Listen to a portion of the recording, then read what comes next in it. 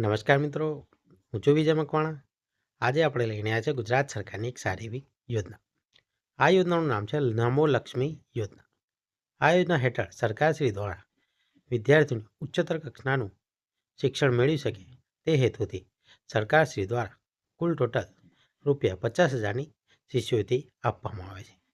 આ યોજનાની આગળ વાત કરીએ તો શિષ્યવૃત્તિના 4 ભાગ પાડવામાં આવે છે. એટલે કે વિદ્યાર્થીની ધોરણ 9 અને 10માં અભ્યાસ કરતી હોય તો તેમને વાર્ષિક 9મા ધોરણમાં 10,000 અને વાર્ષિક 10મા ધોરણમાં ₹10,000ની સહાય કરવામાં આવે છે.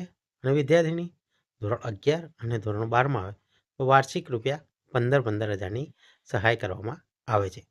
આમ કુલ ટોટલ ₹50,000ની સરકારશ્રી દ્વારા સહાય કરવામાં આવે છે. સરકારનો મુખ્ય હેતુ એ છે કે વિદ્યાર્થીનીઓ ઉચ્ચતર કક્ષાનું શિક્ષણ મેળવી શકે. આ યોજના દરેક સમાજની દીકરીઓ ભરી શકે છે. જે ગુજરાતની હોય તે દરેક દીકરીઓ આ યોજનામાં ફોર્મ ભરી શકે છે. કન્ડિશન એવી છે કે છોકરીના માતા પિતાની વાર્ષિક આવક ₹6 લાખથી ઓછી હોય. તો આ માહિતી તમને કેવી લાગી મિત્રો? કોઈ જરૂરિયાતમંદ હોય તો એને મોકલી આપો અને લાઈક કરો, ફોલો કરો અને સબસ્ક્રાઈબ કરો. થેન્ક યુ મિત્રો.